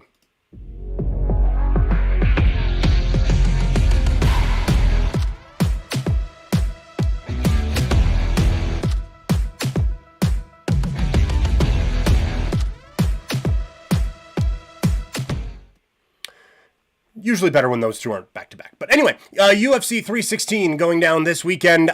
We just went through the main event fighters for this card. But there are a few interesting fighters that we also should be paying attention to coming up this weekend. So here are the fighters to watch for UFC 316. At the top, it's Patchy Mix, a star in Bellator, now making his Ultimate Fighting Championship debut against Mario Batista. Look, it's been a bit. And it's been a bit of a tough go for Bellator fighters making their debuts. Pitbull didn't exactly do a whole lot to just beat the door down for, oh man, go get every Bellator guy now, because look how good that guy did. That wasn't that. But Mix is a little bit different. Still just 31 years old. This guy can be special, and he still has time to work into that here in the Ultimate Fighting Championship. So I like that. You are getting, like, Batista is no joke. He's just beat Jose Aldo. He's won 7 fights in a row. This is no joke. This isn't just an easing into it, but this isn't Pitbull, oh, we got to put him in against Yair because he's 37 and we just got to get this thing going. Do we have a contender or not? Guess not. Throw him in there with someone else. Okay. This one you have some time to see, and Bautista is a really good kind of measuring stick. This guy, though, Patchy Mix, like, don't let the UFC debut or anything fool you. 7-fight win streak. It's wins over Kyoji Hiraguchi, Magomed Magomedov twice, and Sergio Pettis. So a very, very talented fighter we're going to be seeing in the octagon for the first time coming up on Saturday. And again, Bautista is no joke. Very excited to see Joshua Van, the flyweight, get another opportunity here, coming off of the biggest win of his career against Ray Saruya. Just 23 years old. He's an exciting prospect in a division that needs it, quite frankly. That is the concern that I have, is that because we're running out of challengers at the flyweight division, this kid may get elevated a little bit quicker than he should. I love the matchmaking in this fight. He is going up against Bruno Gustavo da Silva, who no one is clamoring for that title opportunity for him. But 35 years old, 35, 36, vet, well-tested, is going to give Van, I think, an appropriate test now. Coming off of a fight against someone younger than him, now he's going up there against a vet who has seen it all, done it all. So how do you now respond to that test? I think it's a really good bit of matchmaking for a guy who is honestly one of the top prospects, I think, in the entirety of the Ultimate Fighting Championship right now. Also on this card, in the light heavyweight division, it is Azamat Murzakanov, or however it's actually pronounced, as the light heavyweight goes into the octagon undefeated at 36 years old. There's a few stoppages in there. Competition-wise, we're a long ways away from getting a title shot. But the guy is undefeated, and at 36 years old has just kind of been wrecking dudes for a little bit now. So another guy to kind of keep an eye on. Certainly not top prospect. We're going 13 years difference between Van and Murzakanov here. But still, a couple of guys that I think are intriguing to watch. And for Murzakanov, sorry, I'm a little surprised at the slower approach to the matchmaking here with him. And the last one is Quillen Salkild, the lightweight. It's funny, like, watch these fights, but don't talk about them. So you see the name, it's like, I actually haven't had to make my mouth make that sound yet. 25 years old. He is on an 8-fight winning streak after losing his pro debut. There's still a bit to go. Like, again, we're talking about 8-fight winning streak after losing his pro debut. That means, math, 9 fights for the career. So we got a ways to go at 25 years old. But there's a prospect there.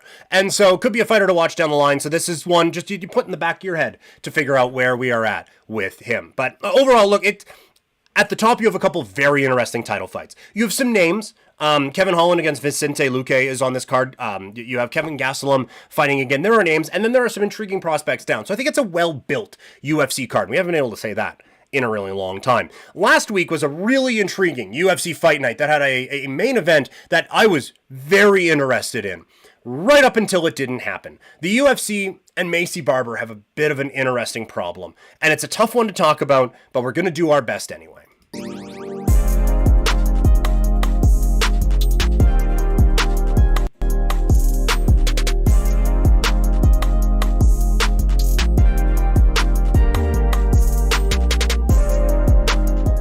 So, the Ultimate Fighting Championship, going into a pay-per-view weekend, excitement is high, and they were looking to build that momentum with a fight that could have decided a new title challenger, with Erin Blanchfield taking on Mayce Barber. And then Friday happens, and Mayce Barber misses weight and just looks like she's not doing good. And then Saturday happens, and it's all right. We get the walk-up, and that's still not looking awesome. And live lines are going crazy and all of that. And then we come back from commercial break. It's time for the main event, which you all just saw because the last fight isn't happening. Mayce Barber pulls out, and a scary medical situation with seizures and the like. And so that is, it is very, very, very scary. So that, it makes it a difficult situation to discuss because on the one hand, if you're having seizures, you should not be fighting. And that is a very scary, very real thing to be dealing with. And then you think about like how bad it could have been if she was making her way to the cage, or heaven forbid, in the midst of a fist fight, and all of a sudden starts having seizures like that. Then we're getting to very grave territory with that. So the seriousness of this does make the actual MMA aspect of it feel just a little bit like, okay, what are we doing here? But there are real life things to go along with this as well. The one part of it, and the part that I think is given a lot of UFC fans and MMA fans in general just kind of carte blanche to go nuts on it, is this isn't the first time. I mean, it's the first time it's been this serious, but it's not the first time Barber's missed weight. It's not the first time that she's had to pull out of a fight. It's definitely the latest, but it's not the first time she's had to pull out of a fight. And it was kind of the whole lead up to it, is that, like, you go back 2023, she has a win over Amanda Lemos, and then it's basically a year until she fights in 2024, and now it's basically a year between 2025, but at the 2024 fight, we're like, okay, the girl's figured it out. She is at the point now that she has grown into the contender that we think she can be. She has figured a few things out, and then X, Y, and Z happens outside of camp, and now it doesn't seem like she has figured it out. It just seems like there's always something with her. And so that is why, like, it's the most serious one. If it was the only one, the conversation would be different. But because it's a serious one, but I don't think that eliminates all the other things. I don't know. It does seem convenient to say that, well, she had a bad weight cut and thus has seizures. That seems like a pretty straight line for us to draw. Medically, I don't know, but still, like, to Blanchfield's point, they've known about this fight since January. To miss weight is inexcusable. And to have your body be at a point where people are saying, oh, she had seizures because of this, that's just not proper management. And I am not here to talk about the cosmetic moves that she made in the lead up to this that some people are saying could have caused weight problems, weight cutting problems. I don't know. But for this situation, it's again, it's scary, but it is frustrating because you have someone who's obviously talented and who people have seen is talented for a really long time. But there has been, at first, there was a lack of skill development. Like, I don't know if she just wasn't working on it or it just wasn't clicking or what, but the high level prospect that we saw move up the ranks on the regional scene and then get to the UFC, the progression stopped. And so I don't know if it was just, well, I could do it against them. Why can't I do it against here? I'm just going to whatever. And so you kind of coast and you don't grow into the prospect that you should. But now that you're getting to where you should be, now you're getting in your own way again with different reasons for pulling out of fights, and now a weight cutting problem here on Saturday or on Friday, and then the major issue on Saturday. So it just feels so frustrating because you do like alternate timelines of this. There are a number of them where Mayce Barber is a UFC champion, but just this one, it feels weird to like this person had a seizure and had a very serious medical situation. It feels weird to say, okay, so now get your shit together. But on the other hand, like there are, even if you just block off Saturday, and we just, like we talked about it on 960, I had Spencer Kite on, talking about Barber just after the weigh-ins. It's like, what is happening here? Why are you wasting what you have and not putting everything into this? It is so very frustrating. And so first and foremost, you hope she is okay. Secondly, you hope that once you do get fully okay from this, that this is a bit of a wake-up call. That this is this is serious stuff that we are playing with. So either now I'm moving up, or we need to figure out a real scientific proven method for this weight cut thing, because I am wasting years of my potential doing this sort of a thing. So you hope that she gets a lot figured out here. For Erin Blanchfield, it sucks because there was a world here where a dominant performance for her gives her a title opportunity. Instead now, I think the most likely outcome of this is a fight against Natalia Silva. Shevchenko gets a mega fight against Zhang Weili, and then winner v. winner. I think that's probably the way that this ends up going. So now Blanchfield is no further along. She did apparently get her win money and the 20% that she got from Mayce Barber. So financially, at least a little bit taken care of. But from a career standpoint, like, if I'm saying Natalia Silva fought a month ago, so they aren't close to being on the same timeline. Like, Blanchfield should be fighting this weekend, but the big fight for her probably now isn't going to happen until Q4 of 2025. And that sucks for Blanchfield, a upcoming prospect in her own right. So we'll see. It's a weird situation to talk about because of the severity of what Barber went through, but there are a lot of different layers to it. Let's move over to the world of boxing. Normally we do pound for pound rankings after all the big fights, but a bunch of them happened all at once and then I got busy. So now the dust has kind of settled on a few things. Let's go over the boxing pound for pound rankings.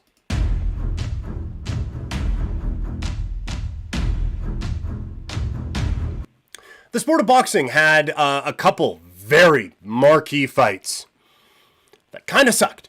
And so because of that, pound for pound rankings are a changing here on Couch Potato Diary. We normally do these after all the big fights, but a bunch of them happened all at once and then I got busy. As for the podcast listeners, the second time you've heard that. But,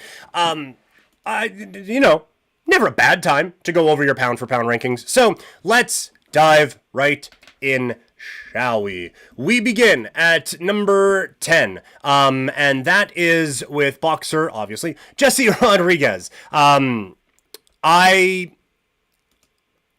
obviously made some changes here, given a lot of frustration that I have had with a few fighters. But for Rodriguez, WBC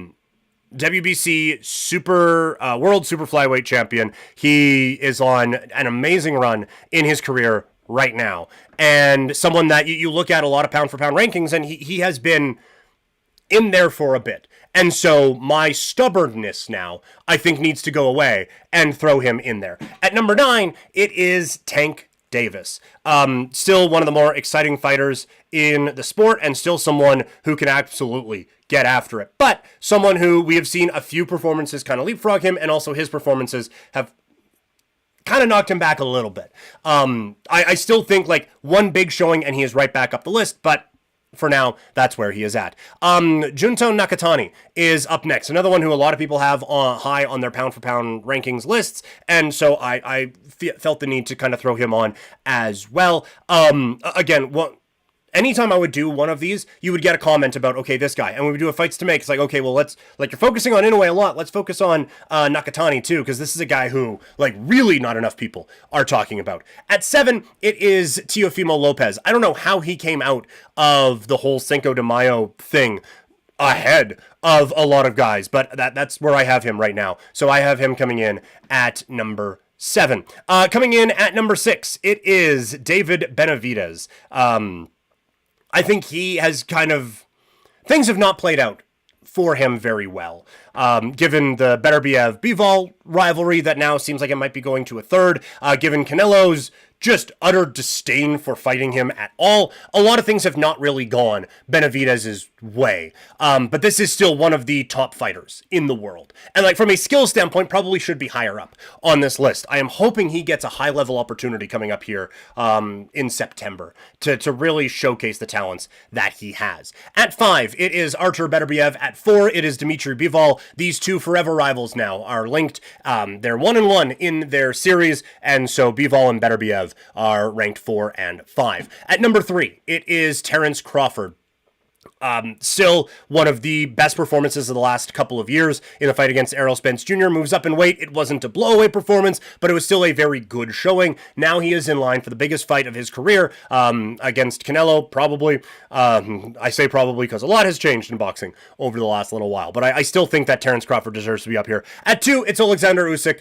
Again, cruiserweight to heavyweight, unbelievable run, truly one of the best fighters. But at number 1, I cannot deny he is my favorite fighter right now to watch, just absolutely wrecking fools in every weight class that he moves through, and will likely be moving up to another one at some point soon. It is Naoya Inoue, which means a couple guys removed from the list. Devin Haney, it was bad on the Cinco de Mayo weekend, so off he goes. And Canelo, I can't anymore.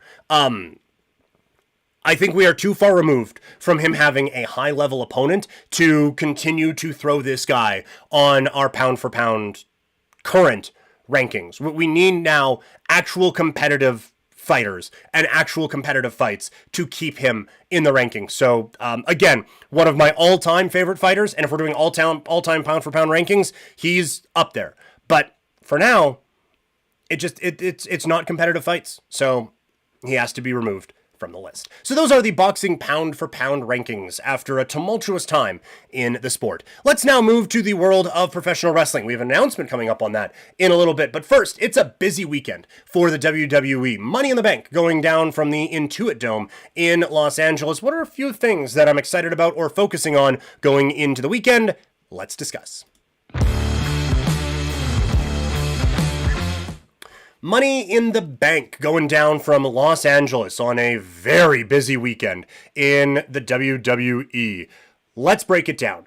The ladder match is set after Monday Night Raw, and it just feels a bit underwhelming. I am sure match quality-wise, like you got Penta, Chad Gable, under a mask, Seth Rollins, like you have talented performers in there. But think of where we were at the Elimination Chamber, where it was like, okay, well, this guy, he has a this and a this and a this and a da-da-da. Well, this guy has a da-da-da-da-da-da-da. You go into this one, and it's like, well, Seth, I think it's probably Seth, right? Like, Seth has a title thing, but everyone else just kind of feels like they are they're in Money in the Bank. And then we'll see coming out of it. So it feels like right now, instead of Money in the Bank is building up to something big, it kind of feels like Money in the Bank is the start of something big, and we'll figure it out as we kind of go along with some of these guys, which is a little disappointing where we are at.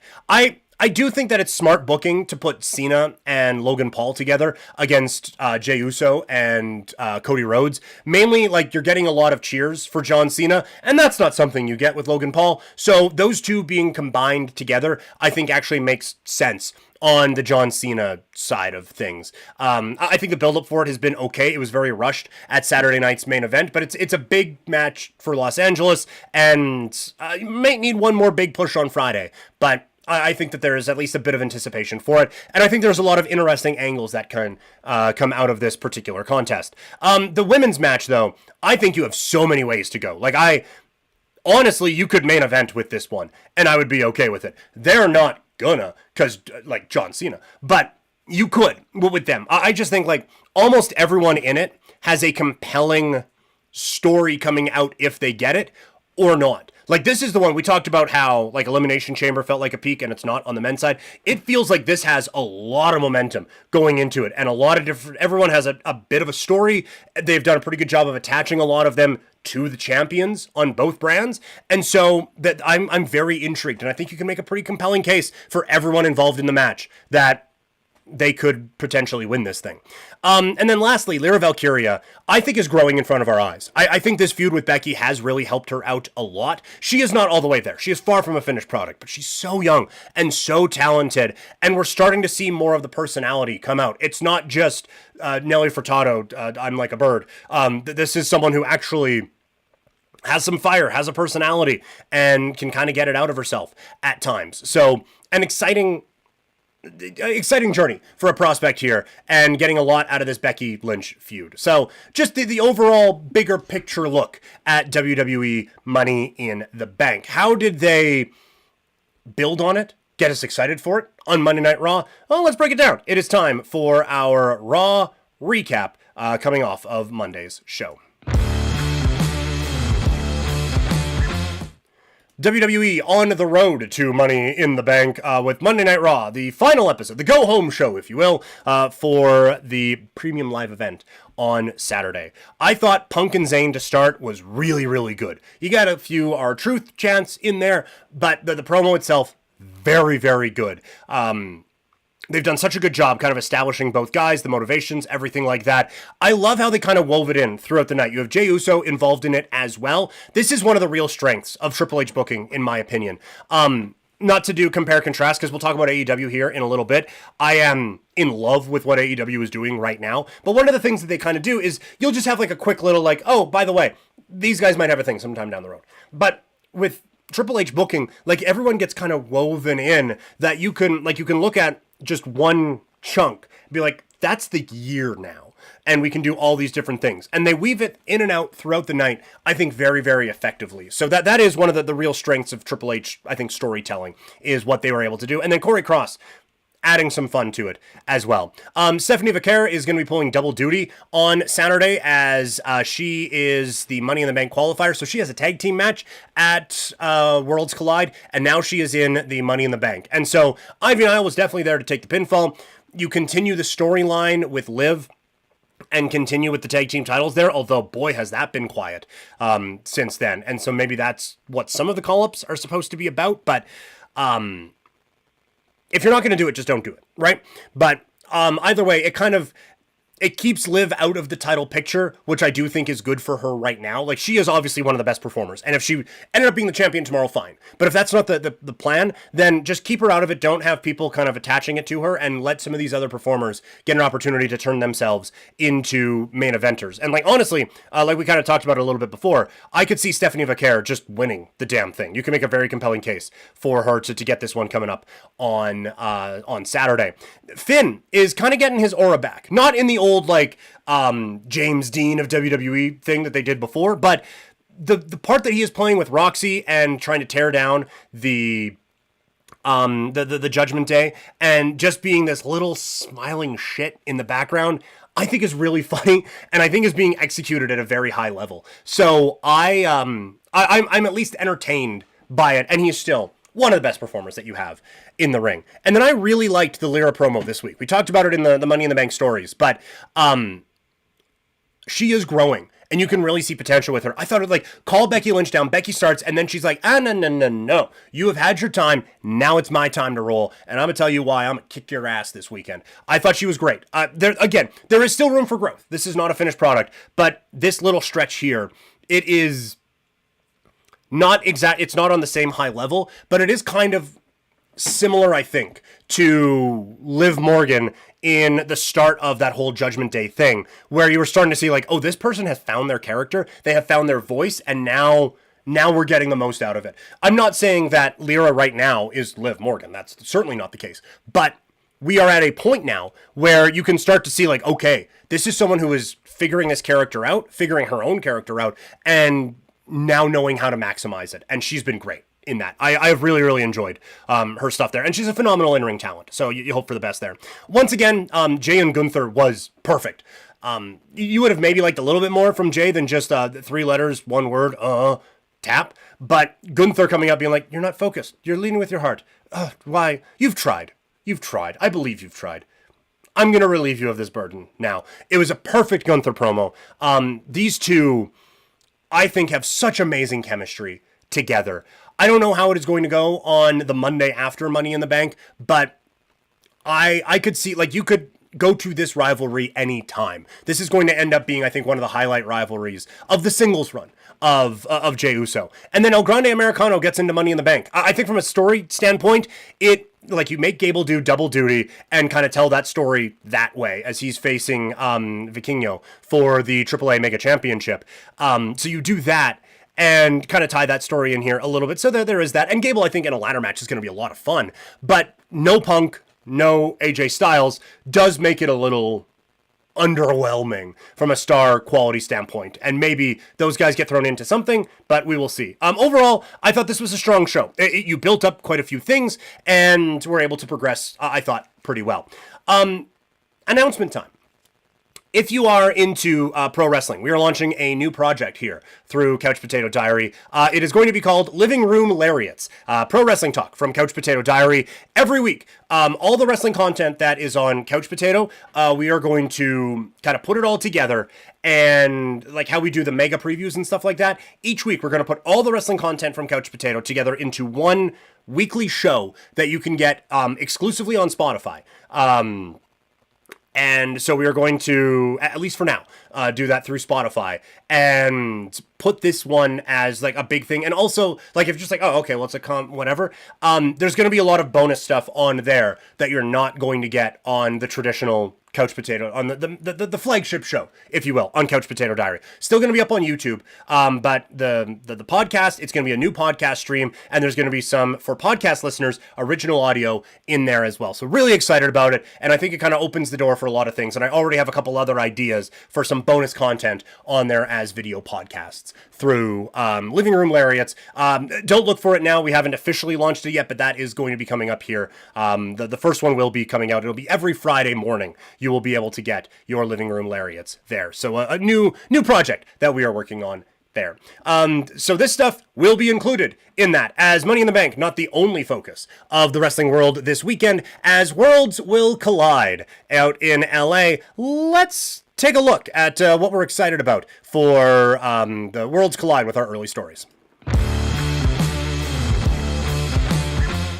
The WWE is opening up their forbidden door and allowing worlds to collide this weekend in Los Angeles as WWE, NXT, TNA, and AAA present Worlds Collide.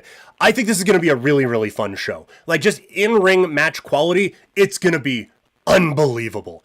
And it's the little things that I'm excited about. I am intrigued to see what the commentary is like.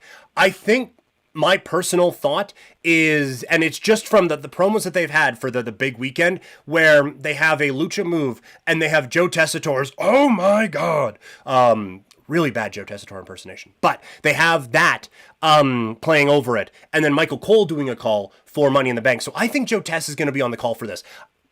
And that can go one of two ways, because he definitely has the Don West, this thing's at 11 and we're riding it into the ground with it. He is also not as proficient as a wrestling broadcaster just yet. And lucha, there are a lot of moves, and it is different from the WWE style, right, that he has been accustomed to. And so there is going to be a lot that he is seeing for the first time. That being said, this guy is a pro's pro. I am sure if he is doing this, that he has been drilling it for a while. And I think, like, they did the tease, like the kind of tee-up match on SmackDown, was it last week, where Ethan Page was on commentary and Ethan couldn't get a word in, and I think that was kind of because Joe Tess was practicing. So I think he's going to be on the call, and I'm interested to see what that's like. What does the production of this whole thing kind of look like? We mentioned before, the lucha style is a bit different from the WWE style. Do we get the AAA lucha? Do we get the WWE lucha? What does that look like? So it is all the extra stuff that is going on with it. How are wins and losses handled with talents from all these different things? Like, what is this partnership really? But overall, I'm excited for the spotlight. Like, Psycho Clown is someone, he's called Psycho Clown. And that whole thing with Monster Clown and all of those guys, are they the most aesthetically pleasing wrestlers all the time? No. Do I download their community content or community creations characters every year because it's just fun? I do. Pagano, same thing. He is not flying around lucha guy. He is brawl lucha guy. So what kind of, like, I'm happy to get the spotlights on those guys. And Vikingo is obviously the main spotlight in all of this. Are there some surprises coming out of this one? And what does it mean going forward? Is this just going to be a one-off? Are we going to get a new TV thing out of this? What is all of it? Like, from an in-ring, like, story standpoint, who's going to be the NXT North American champion? I don't know, but I think the matches are going to be awesome, and I'm interested to see what it all looks like coming out of it. So very, very excited for Worlds Collide, and we'll have a full preview coming up this weekend, again, on Couch Potato Diary, as well as Living Room Lariats. One last thing before we wrap up this marathon stream today. Swift Energy, definitely helping you out on this one. It is AEW Dynamite tonight. Like I said, AEW is hitting their stride at just the right time. Let's talk about Dynamite. AEW Dynamite going with the strategy of more is more for Fyter Fest. It is a 4-hour block of AEW with Collision being moved to Wednesday, an experiment, if you will. And my guess coming out of it is we get a 3-hour Dynamite at some point very, very soon. But for the match card in general, I think that there is a lot that you can be really excited about. International Championship 4-way. You have Kenny Omega, Brody King, Claudio Castagnoli, and Mascara Dorado. Honestly, they have 4 hours. This one could go a while. This could be a really, really long match, given the talent that you have in this. I would be surprised if at this point you're beating Kenny. I think that we start to set up a Kenny Okada thing for All In and build it up kind of that way. But I think in ring standpoint, this is going to be absolutely spectacular. Some of the stuff that we're going to see from Omega, Brody King, Claudio, and Mascara Dorado. AEW Women's Champion Timeless Toni Storm and Mina Shirakawa taking on Sky Blue and Julia Hart with Mercedes Moné on commentary. The promo battle that they had, they being Toni Storm and Mercedes on last Wednesday, was fantastic. You had Toni keeping enough of the innuendo to keep the Timeless Toni Storm character, but you also had a seriousness about it that I think really drove home the kind of dream match element of it, saying that there are going to be kids watching and they're going to be inspired by it.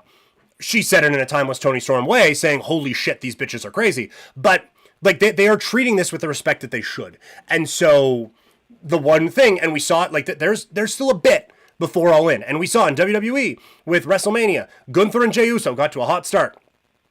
And then it cooled down a little bit. Got it back up at the end. But now what is kind of the week to week with this particular build? How do you get there with these two? I'm very excited to see. And a good spotlight here for Sky Blue and Julia Hart and Mina Shirakawa as well. Interesting match with Jon Moxley and Mark Briscoe. I think that there is, like, I don't know how much storytelling coming out of it or anything like that we will see. Could you do like a Moxley is now on a rampage and he's going to take out, pardon the pun, he's going to take out a bunch of AEW guys here, and it's going to start with beloved Mark Briscoe, who has, you can make a tie with Hangman Adam Page and send a message that way. I think you could see something like that. I think whatever this match turns out to be, it's going to be very interesting. I thought Hangman was phenomenal in building it up. I'm surprised coming out of the Owen. I always thought when the Death Riders thing was going to come to an end, that it would probably be Ospreay or Omega being the one to be like, we are AEW now. We are taking this from you. And instead, it's Hangman. And I think that's a great call for this as well, and I think he showed why on Wednesday, but we'll see what kind of investment he has in this one. And then lastly, the Toxic Spider, Tekla, makes her in-ring debut.